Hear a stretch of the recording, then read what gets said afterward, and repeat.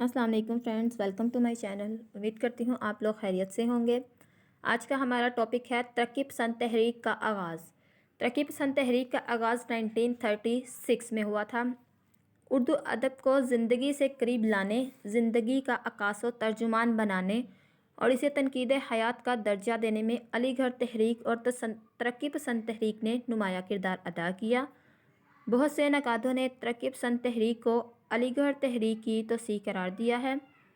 علی گڑھ تحریک کا خمیر 1857 میں کی شکست و ریخت سے تیار ہوا تھا اور ترقی پسند تحریک کو برطانوی سامراج کی آمریت ملک میں بے اطمینانی و ناآسودگی کے جذبات کے ساتھ ساتھ بین الاقوامی پیمانے پر جبر و استبداد اور غریبوں کے استحصال اور دبے کچلے ہوئے لوگوں کی حالت زار کے رد عمل میں اٹھنے والی تحریکوں نے جنم دیا۔ 1905 میں انقلاب روس کے نتیجے میں ابھرنے والی عوامی تحریکوں میں ہٹلر کے فاشزم کے خلاف پائی جانے والی شدید رد عمل کی لہر نے جہاں دنیا بھر کے بے درد ذہنوں کو جھنجھوڑا، وہیں یورپ کی یونیورسٹیوں میں اعلیٰ تعلیم حاصل کرنے والے طلباء کے ذہنوں کو بھی بری طرح متاثر کیا۔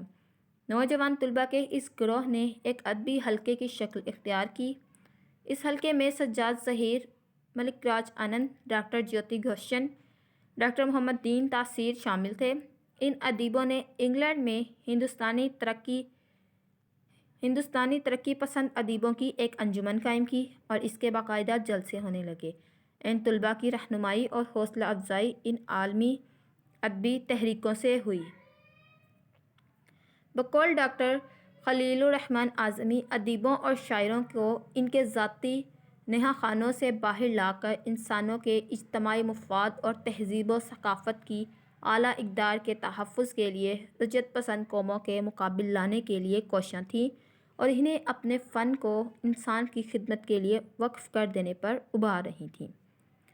لندن میں اس تحریک کی کامیابی کو دیکھتے ہوئے سجاد ظہیر نے ہندوستان میں ترقی پسند انجمن قائم کرنے کی کوشش کی۔ انگلستان سے واپس آ کر ہندوستانی ادیبوں اور شاعروں کو اس تحریک سے روشناس کرایا۔ لندن کے اعلان نامہ کو پیش کر کے ادیبوں اور شاعروں کو اس تحریک سے قریب لانے اور انہیں ایک پلیٹ فارم پر جمع کرنے کی کوشش کی۔ ان کوششوں نے 1936 میں ایک باقاعدہ ادبی تحریک کی شکل اختیار کی اور برقی روح کی طرح اعلیٰ آباد، لکھنؤ، دہلی، لاہور، بمبئی، حیدرآباد اور ملک کے ان تمام شہروں میں پھیل گئی جہاں لوگوں کو ادب سے کچھ لگاؤ تھا۔ اس تحریک کی مقبولیت کی وجہ یہ تھی کہ انگارے کے افسانوں، پریم چند کے افسانے، کفن، پروفیسر مجیب کے افسانوی مجموعہ کیمیا گر، احمد علی کے افسانوں اور اختر حسین رائے پوری کے مضمون، ادب اور زندگی نے ہندوستان میں ترقی پسند نظریات کے لیے زمین پہلے ہی ہموار کر دی تھی۔ لہٰذا ملک کے ہر حصے کے ادیبوں نے گرم جوشی سے اس تحریک کی پذیرائی کی۔ پریم چند، حضرت موہانی، مولوی عبدالحق ٹیگور وغیرہ نے اس تحریک کو اپنی نیک تمناؤں اور دعاؤں سے نوازا۔ پریم چند نے 1936 میں منعقد ہونے والی اس انجمن کی پہلی کانفرنس میں اپنے خطبہ صدارت کے ذریعے اس تحریک کے بنیادی خطوط کی نشاندہی کرتے ہوئے ادب کی دائمی قدروں کو اجاگر کیا۔ نیکسٹ اس میں ہمارا پوائنٹ ہوگا اردو افسانے پر ترقی پسند تحریک کے اثرات۔ ترقی پسند تحریک نے یوں تو تمام ادبی اصناف کو متاثر کیا، لیکن اردو افسانے کو خصوصی طور سے متاثر کیا۔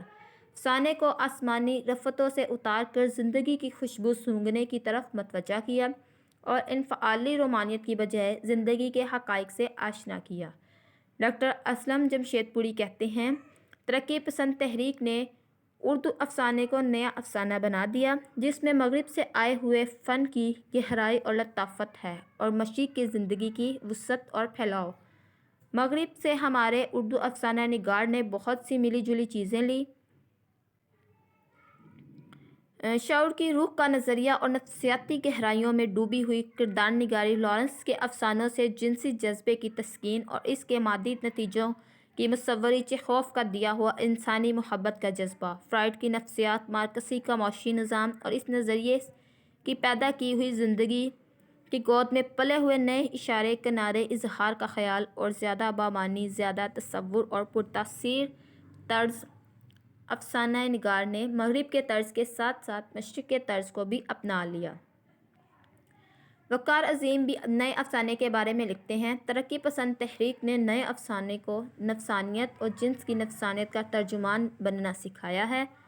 انگریزی کے افسانہ نگاروں نے علم کی اس شاخ کا مطالعہ علم کی حیثیت سے کیا اور اپنے گہرے مشاہدے سے مل کر نئے افسانے پیدا کیے۔ اردو کے افسانہ نگاروں نے اپنے جنسی نفسیات کی بنیاد صرف مشاہدے پر رکھی ہے اور اسی لیے اکثر جگہ اس میں لذیذیت چھلکنے لگتی ہے، اریانی فن کا پردہ فاش کرتی دکھائی دیتی ہے اور سماج کی اخلاقی قدریں شرم سے آنکھیں جھکا لیتی ہے۔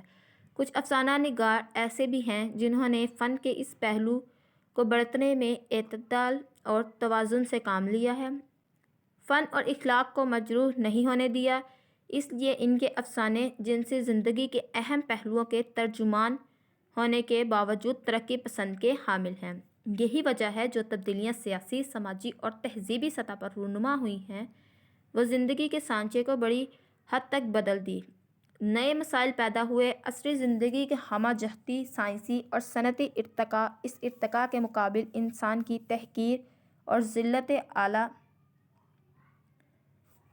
قدروں کی شکست اور ریختہ سرکشی، بے مائگی، زندگی کی لایعنت، احتجاج و خارجی جبریت، مذہبی انتشار، بغاوت کا جذبہ، مسائل کا انبار، زندگی کے مختلف تضادات کی بول بھلیوں میں گم ہوتی ہوئی انسانی عقل، بے ضمیری، جنسی ناآسودگی اور طبقاتی کشمکش کی طرح کئی پہلو ہیں جن سے عصری زندگی حامل ہے۔ ان مسائل اور معاشرے کی زندگی نے اردو افسانوں کو نئی راہوں سے روشناس کرایا۔ ترقی پسند افسانوں کا نقطہ نظر عصری حقائق پر مبنی تھا۔ ترقی پسند تحریک ایک سبق اور سکھایا، جو چیز ترقی کی راہ میں حائل نظر آتی اس کی مخالفت کرو، اسے مٹا ڈالنے کی کوشش میں لگ جاؤ، زندگی کے راستے میں جو کانٹے ہیں انہیں ہٹا کر اس کا راستہ صاف کر دو۔ قدامت پسندی اور الجھت پسندی جیسے ہر نئی چیز سے الجھن اور نفرت پیدا ہوتی ہے، اس سبق پر عمل کیے بغیر نہیں مٹ سکتی۔ ہمارے افسانہ نگار نے اس جگہ پر بھی ٹھوکریں کھائیں۔ ترقی پسند کا صریح مفہوم یہی ہے کہ زندگی کی مصور اور تقاعد ہو۔ ہمارے نئی افسانہ نے اس مفہوم کو بڑی اچھی طرح سمجھا ہے اور ان لکھنے والوں کو چھوڑ کر جو خود درو کیڑے مکوڑوں کی طرح ایک کثیر تعداد میں ملک کے اس کونے سے اس کونے تک پھیلے ہوئے ہیں، ہمارے افسانہ نگار اب ہندوستان کی زندگی کے مختلف پہلوؤں کے صحیح مصور اور ترجمان بن کر ادبی دنیا میں آئے۔ کچھ افسانہ نگاروں نے دیہاتوں کو غور سے دیکھا اور انہیں دیہاتوں کی زندگی ان کے افسانوں میں ہنستی کھیلتی یا تڑپتی تلملاتی دکھائی دیتی ہے۔ ان کے افسانوں میں دیہات تو ہے لیکن ہر ایک کے یہاں صرف وہی دیہات ہے جو اس کا دیکھا ہوا ہے۔ جیسے احمد ندیم قاسمی، اختر اور نقوی، حیات اللہ انصاری اور دیونندر ستیارتھی کے افسانوں کو پڑھ کر معلوم ہوتا ہے کہ سمندروں سے بھی زیادہ وسیع ہندوستان کی سرزمین میں بکھرے ہوئے دیہاتوں کے مسئلے ایک ہوتے ہوئے آپس میں ایک دوسرے سے کتنے مختلف ہیں۔ اسی طرح دیہی اور شہری زندگی، ان کے مسائل، خیالات، ان کی نفسیات، ان گنت طبقوں اور ان گنت قسم کے انسانوں کی ذہنی اور جسمانی تصویریں حیات اللہ انصاری، راجندر سنگھ، عصمت چغتائی کے افسانوں میں ملتی ہیں۔ بقول ڈاکٹر پروین اظہر، اب نہ تو روایتی افسانے کی طرح منطقی اصول سختی سے مروج ہیں اور نہ جدید افسانے کی طرح پلاٹ اور کرداروں کے اعمال سے گریز ملتا ہے۔ یہاں بیان میں سادگی، خالی پن، بیانیہ اسلوب، علامت کے استعمال میں توازن اور اعتدال، اسلوب میں ندرت، نظریاتی وابستگی سے پرہیز، شدید داخلیت سے انحراف، ایک خاص حدود میں رہ کر فن اور تکنیک میں نئے تجربے، زندگی کے اسبات کا یقین، اس کے مختلف تعمیری پہلوؤں کی عکاسی، حقائق کے بیان میں غیر جانبدارانہ، غیر رومانوی اور غیر جذباتی رویے، فرسودہ روایات سے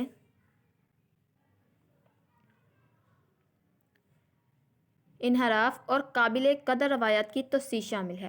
ترقی پسندی نے زبان کے معاملے میں بھی قلم کو پہلے سے زیادہ آزاد کر دیا ہے اور قلم کی یہ آزادی کا فائدہ اٹھا کر لکھنے والے زبان کو اظہار خیال سے زیادہ بیش بہا موتیوں سے مالا مال کرتے ہیں اور کبھی اسے جدت نے پہلے سے بھی زیادہ سڈول، خوشنما، خوش وضع اور حسین بنا دیا ہے۔ اور بدنما اور بے ہنگم بھی نیا افسانہ ترقی پسندی کی تحریک کے پس منظر میں شروع ہوا۔ وقت کی رفتار اور زمانے کی پسند جو چیزوں کو خود بخود سڈول بناتی رہتی ہے، تھوڑے ہی عرصے میں افسانے میں تبدیلیاں ہوتی رہیں۔ کچھ چیزیں اس میں سے خود نکل کر شاید ہمیشہ کے لیے ختم ہو گئیں اور کچھ چیزیں وقت اور ضرورت کے تقاضے سے برابر داخل ہو جاتی رہیں۔ ایک طرز دوسرے طرز سے ٹکراتا ہے۔ اس ٹکر سے طرح طرح کی چنگاریاں ادھر ادھر اڑتی ہیں اور آس پاس کی چیزوں میں جذب ہو کر ان کا جزو بن جاتی ہیں۔ اسی طرح ایک چراغ کو دوسرے چراغ تک پہنچتی رہتی ہیں، اسے جلاتی ہیں اور اس کے بعد پھر ایک دوسرا شعلہ بھڑک اٹھتا ہے۔ یہی رفتار ہے جو اب افسانوں میں رفتہ رفتہ اعتدال پیدا کر رہی ہے۔ جس فن کو 2 ہی 4 برس پہلے اردو افسانہ نگار ایک نئے کھلاڑی کی طرح برت رہے تھے، اب وہ ان کا حلقہ بگوش بن رہا ہے۔ وہ فن کے پابند نہیں، فن ان کا پابند ہو چکا ہے، اور جوں زمانے کی نظر میں گہرائی پیدا ہو گئی، یہ فن اور فنکار کا فرق مٹتا جائے گا۔ اردو افسانہ جو پہلے تھا اور اب نہیں، اور مستقبل میں اس کی رفتار یقیناً اس سے بھی زیادہ تیز ہوگی، اور یہ سب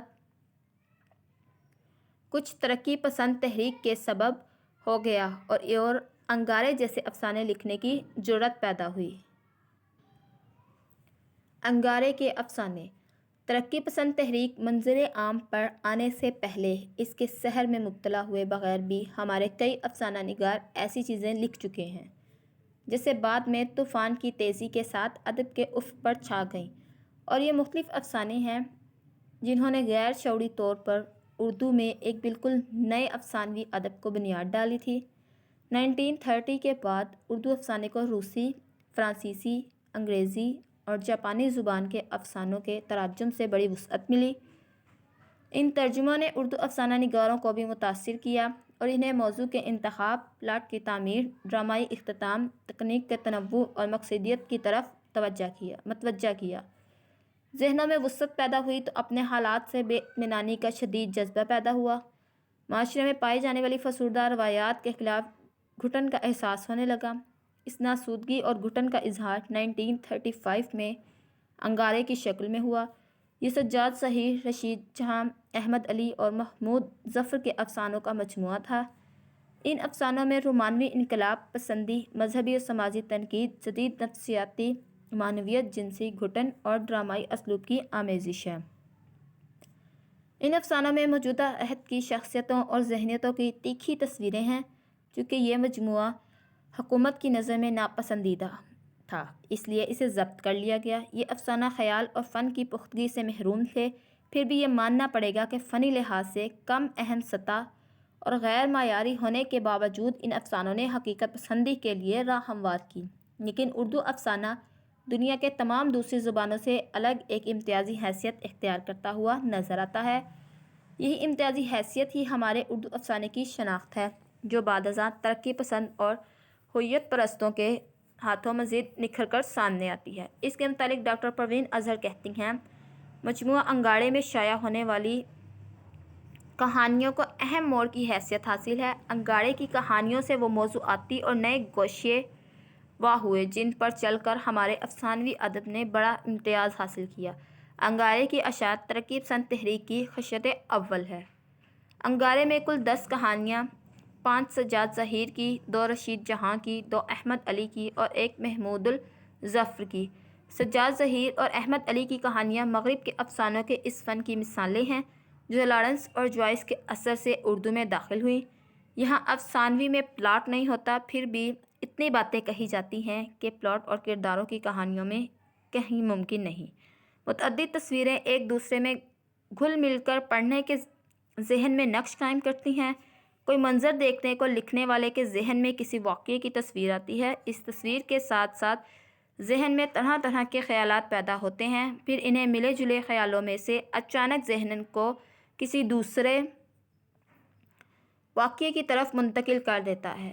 ذہن پھر نئے سرے سے خیالات کو یہ سلسلہ بنتا رہتا ہے اور پھر یکایک کوئی آواز یا گھنٹے کی ٹن ٹن سینما کے پردے کی طرح بدل کر ایک نیا منظر سامنے لے آتی ہے اور ذہن پھر اپنے عمل میں مصروف ہو جاتا ہے۔ اسی طرح کے افسانوں میں مختلف منظروں میں 20ویں باتیں کہی جاتی ہیں۔ ہر منظر میں غریبی، قوم، حکمت، گلگل و بل کی شاعری، مذہب کی اجارہ داری، دوزخ، جنت، خدا، رسول، لوگوں کے سچے جھوٹے عقیدے، اربات نشاط، جنس کی بھوک، موت، آزادی اور خالی پیٹ اور ہر چیز کا ذکر ہے جس کا تعلق ہندوستانی زندگی سے ہے اور ہندوستانی زندگی سے باہر عام زندگی سے۔